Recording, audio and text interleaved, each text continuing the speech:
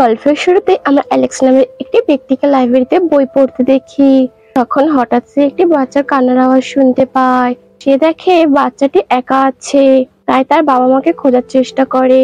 তখন ওখানে আরো অনেক বাচ্চাকে দেখতে পায় আর তার ঘুমটা ভেঙে যায়। সে একজন বৈজ্ঞানিক যে এমন একটা ওষুধ তৈরি করছে মহিলাগুলি প্রেগনেন্ট হতে পারে না, তারা খুব সহজে প্রেগনেন্ট হতে পারবে। অ্যালেক্সের বন্ধু ল্যারিও একজন ডাক্তার আর সে অ্যালেক্সের বিজনেস পার্টনার। অ্যালেক্স এফডিএ লোকেদের সাথে কথা বলে। সে বলে তার তৈরি ওষুধটা একটা শিম্পাঞ্জির ওপর এক্সপেরিমেন্ট করেছিল, যে 7 মাসের মধ্যেই গর্ভবতী হয়েছিল। তখন ল্যারি উঠে দাঁড়িয়ে বলে এই ওষুধটা সত্যিই খুব ভালো আর এটা খুব ভালোভাবেই কাজ করে। এরপর তারা এফডিএ লোকেদের সিদ্ধান্তের জন্য অপেক্ষা করতে থাকে। এরপর 1 সপ্তাহ পর আমরা দেখতে পাই ল্যারির এক্স ওয়াইফ তার সাথে দেখা করতে আসে। ল্যারির এক্স ওয়াইফ বলে আমি প্রেগনেন্ট। এটা শুনে ল্যারি তো খুবই খুশি হয়ে যায়। সে বলে এসব কবে হলো? তখন অ্যাঞ্জেলিকা বলে এটা তোমার বাচ্চা না। এটা শুনে তার মনটা অনেকটা খারাপ হয়ে যায় আর তাকে জিজ্ঞাসা করে তুমি এখানে কেন এসেছো? অ্যাঞ্জেলিকা বলে আমি চাই তুমি আমার ডাক্তার হও। তখন ল্যারির কাছে ইউনিভার্সিটি থেকে ফোন আসে। ইউনিভার্সিটির ডাইরেক্টর ল্যারিকে বলে তোমার এই রিসার্চে এফডিএ লোকেরা পারমিশন দেয়নি, এই জন্য আমি তোমাদের ল্যাপটপ প্রফেসর ডায়নাকে দিয়ে দিচ্ছি। এরপর আমরা প্রফেসর ডায়নাকে দেখি সে গাড়ি থেকে তার জিনিসপত্র নামাচ্ছিল।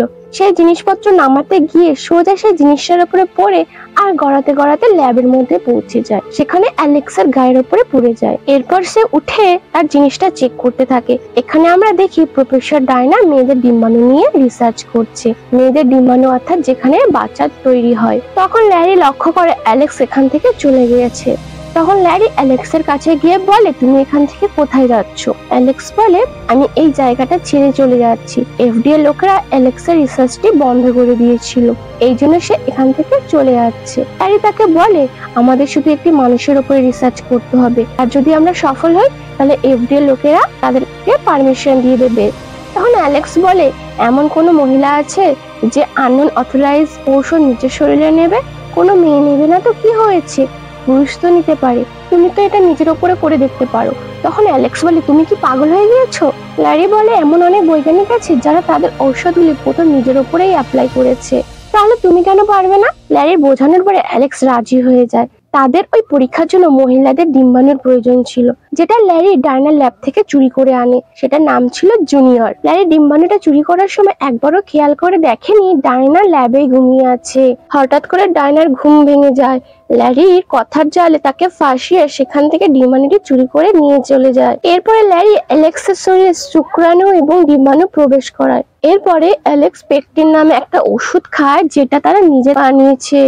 এরপরে অ্যালেক্স যখন চোখ খোলে সে দেখে একজন নার্স একটি বাচ্চা কোলে নিয়ে তার কাছে আসছে। ওই বাচ্চাটা একদম অ্যালেক্সের মতন ছিল, কিন্তু এটা একটা স্বপ্ন ছিল। হঠাৎ তার ঘুমটা ভেঙে যায় আর সে দেখে সে ল্যারির ঘরে আছে।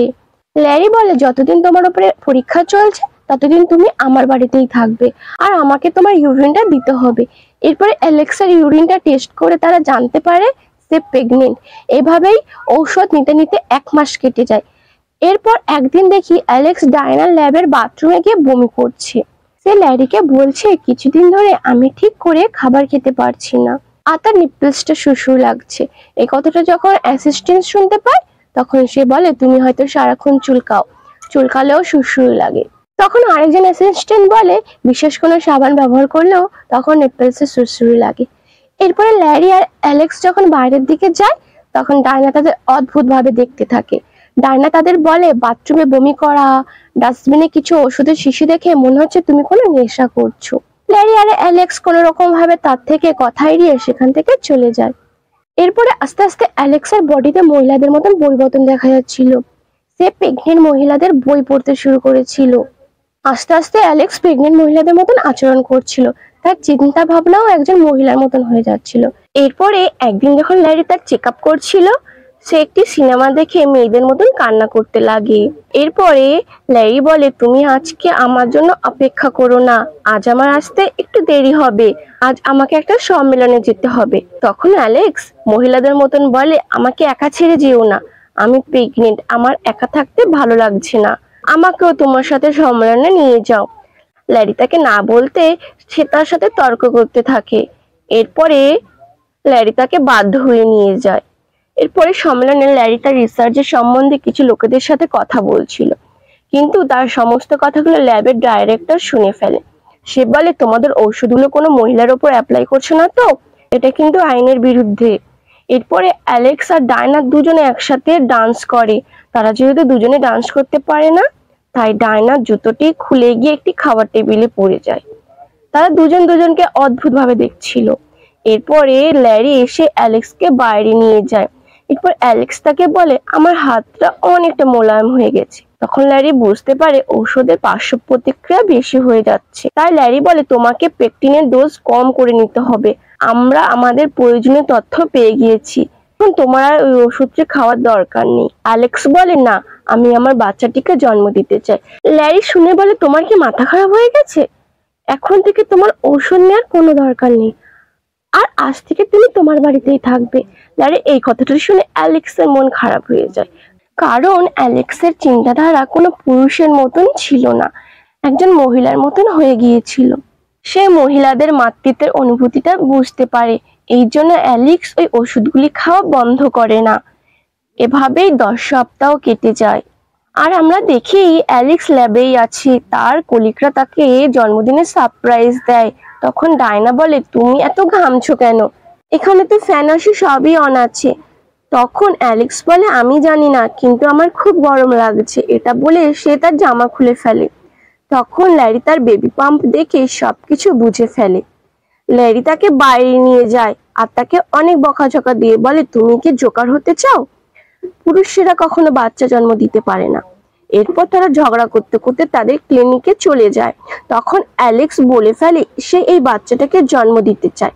তখন ক্লিনিকে বসে থাকা অন্য প্রেগন্যান্ট মহিলাগুলি কথাটি শুনে ফেলে। তারা অবাক হয়ে যায়।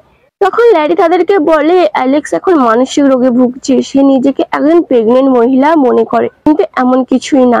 এরপর ক্লিনিকে বসে থাকা সব মহিলাগুলি অ্যালেক্সের দিকে অদ্ভুত ভাবে দেখছিল। কিছু সময় পর ল্যারি অ্যালেক্সকে ল্যাবের মধ্যে নিয়ে যায়। তার যখন সোনোগ্রাফি করা হয়, তখন দেখা যায় অ্যালেক্সের বাচ্চা অনেক বড় হয়ে গিয়েছে আর সুস্থ আছে। এরপর ল্যারি অ্যালেক্সকে তার বাড়িতে নিয়ে আসে আর তাকে ল্যাবে আসতে বারণ করে। অ্যালেক্স তার কথা মেনে নেয়। সন্ধ্যাবেলায় সে খাবার রান্না করছিল আর ল্যারিকে ফোন করে বকাঝকা করে তাড়াতাড়ি আসতে বলছিল। তাকে দেখে মনে হচ্ছিল সে যেন ল্যারির স্ত্রী। তখন তার বাড়ির দরজায় ডায়না আসে। সে তাকে বাড়ির ভিতরে আসতে বলে। তারা দুজনে একসাথে কথা বলতে থাকে। কথা বলতে বলতে দুজন দুজনকে কিস করতে থাকে আর কিস করতে করতে সোফাটাই উল্টে যায়। এই সময় ল্যারির এক্স ওয়াইফ চলে আসে। তাকে দেখে ডায়না সেখান থেকে চলে যায়। অ্যালেক্স বলে, তুমি কি ফোন করে আসতে পারো না? অ্যাঞ্জেলিকা বলে, আমাকে ক্ষমা করে দাও, তুমি কি কোনো খাবার বানিয়েছো? এরপর তারা দুজন একসাথে খাবার খায়। অ্যাঞ্জেলিকা তাকে বলে, তুমি একজন প্রেগন্যান্ট মহিলার মতন খাবার খাও। এটা শুনে তারা দুজনেই হাসতে থাকে। এর পরের দিন অ্যালেক্স ল্যারিকে তার আর ডায়নার সম্পর্কের কথা বলে দেয়। ল্যারি তাকে বলে, তুমি এই অবস্থায় কারোর সাথে সম্পর্ক করতে পারবে না। অ্যালেক্স এই কথাটি মেনে নেয় না। সে তাকে বলে, আমি এই বাচ্চাটির নাম রেখেছি জুনিয়র। ল্যারি বলে, তুমি এই বাচ্চাটির নাম জুনিয়র কেন রেখেছো? অ্যালেক্স বলে, আমি জানি না এই বাচ্চাটি ছেলে নাকি মেয়ে, আমি ওকে জুনিয়র বলে ডাক। এরপর সন্ধ্যাবেলা অ্যালেক্স আর ডায়না ডিনারে যায়। সেখানে ডায়না তাকে বলে, আমি আমার ডিম্বাণুটি ফ্রিজ করে রেখেছি আর তার নাম রেখেছি জুনিয়র। এই কথাটি শুনে অ্যালেক্স সোজা ল্যারির কাছে যায়। সে বলে, সত্যি করে বলো, এই ডিম্বাণুটি তুমি কোথা থেকে নিয়ে এসেছো? ল্যারি তাকে বলে দেয় সে ডায়নার ল্যাব থেকে এটি চুরি করেছে। অ্যালেক্স বলে, এই ডিম্বাণুটা ডায়নার নিজের। এরপর ল্যারি যখন ডায়নার বাচ্চাটিকে দেখছিল, তখন পিছন থেকে অ্যাঞ্জেলিকা তাকে দেখে ফেলে আর সে বলে, তোমরা দুজন এসব কি করছো? তাদের উপর গে হওয়ার অভিযোগ লাগায়। তখন ল্যারি তাকে সব কথা খুলে বলে। এই কথা শুনে অ্যাঞ্জেলিকা অজ্ঞান হয়ে যায়। এর পরের দিন অ্যালেক্স ডায়নার কাছে ক্ষমা চাওয়ার জন্য ইউনিভার্সিটিতে যায়। এরপর ইউনিভার্সিটির ডাইরেক্টর অ্যালেক্সকে দেখে বুঝে ফেলে সে তার ওষুধটি কোনো মহিলার ওপর নয়, সে তার নিজের উপরে এক্সপেরিমেন্ট করছে। এদিকে অ্যালেক্স ডায়নাকে সব কথা খুলে বলে। সে বলে, আমি প্রেগনেন্ট, আর বলে এই বাচ্চাটির ডিম্বাণু আর কারো নয়, সেটা তোমার। এটা শুনে ডায়নার অ্যালেক্সের ওপর খুব রাগ হয়। তখন সেখানে ইউনিভার্সিটির ডাইরেক্টর কিছু গার্ড নিয়ে পৌঁছে যায়। বলে, তুমি এই পরীক্ষাটি ইউনিভার্সিটির টাকা দিয়ে করেছো, তাই তোমার এই বাচ্চাটি ইউনিভার্সিটির সম্পদ। ঠিক তখন অ্যালেক্স তাকে ধাক্কা মেরে সেখান থেকে পালিয়ে যায়। বাইরে তাকে ল্যারি একটি গাড়িতে বসিয়ে সেখান থেকে নিয়ে চলে যায়। এরপর এই ল্যারি অ্যালেক্সকে মেয়েদের পোশাক পরিয়ে একটি আশ্রমে নিয়ে যায়, যেখানে গর্ভবতী মহিলাদের খেয়াল রাখা হতো। ওই আশ্রমে অ্যালেক্সকে অদ্ভুত ভাবে দেখছিল, তখন অ্যালেক্স বলে, আমি একজন মহিলা, শুধু কিছু মেডিসিনের সাইড এফেক্টের কারণে আমার চেহারাটা এমন হয়েছে। তখন আশ্রমের হেড তাকে বলে, তুমি অনেক সুন্দর দেখতে, তোমার চিন্তা করার কোনো কারণ নেই। 8 মাসের অ্যালেক্স এখন 1 মাস এখানেই থাকবে। অ্যালেক্স এখানে সব মহিলাদের সাথে এক্সারসাইজ করে, বাচ্চার যত্ন কিভাবে নিতে হয় সেটা শেখে। এরপরে মাঝে তার ডায়নার কথা মনে পড়ে। ডায়নাকে কল করার অনেক চেষ্টা করে, কিন্তু ডায়না তার কলটি কেটে দেয়। এভাবে অ্যালেক্সের দিন কাটছিল। কিছুদিন পরে ডায়না অ্যালেক্সের সাথে দেখা করতে আসে। অ্যালেক্স ডায়নার কাছে ক্ষমা চায়। এখন ডায়না অ্যালেক্সকে ক্ষমা করে দেয়। এদিকে ল্যারি সব ইনভেস্টরদের সাথে কথা বলে ফেলেছে, তারা ল্যারির রিসার্চের ইনভেস্ট করতে রাজি হয়ে যায়। অন্যদিকে আশ্রমে হঠাৎ করে অ্যালেক্সের লেবার পেন শুরু হয়ে যায়। সে কোনো রকম ভাবে তার রুমে গিয়ে দরজাটি লক করে দেয়। ল্যারি তাকে যখন ফোন করে ইনভেস্টরদের কথা বলে, তখন সে বুঝতে পারে অ্যালেক্সের লেবার পেন শুরু হয়ে, তাই সে তাড়াতাড়ি গাড়ি নিয়ে ওই আশ্রমে চলে যায়। এদিকে অ্যালেক্স ডায়নাকে ফোন করে সবকিছু বলে। ডায়নাও তাড়াতাড়ি আশ্রমে চলে আসে। এরপরে ল্যারি আর ডায়না দুজন গাড়িতে বসে অ্যালেক্সকে নিয়ে চলে যায়। ল্যারি তার টিমকে ফোন করে বলে পুরো ক্লিনিকটি খালি করে দিতে। এই কথাটি ইউনিভার্সিটির ডাইরেক্টর জানতে পারে, তাই সে পুরো মিডিয়াকে ডেকে নেয়, যাতে সে ল্যারি আর অ্যালেক্সের রিসার্চের সব ক্রেডিটটা নিতে পারে। এই ব্যাপারটা যখন ল্যারি জানতে পারে, তখন সে চালাকি করে তার স্ত্রীকে সেখানে নিয়ে আসে।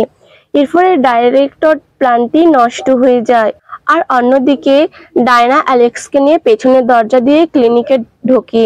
এরপরে অ্যালেক্সকে তাড়াতাড়ি অপারেশন রুমে নিয়ে যায়। বাচ্চাটি অ্যালেক্সের নাড়িতে আটকে গিয়েছিল, তাই তাকে অপারেশন করে বের করতে হয়েছে।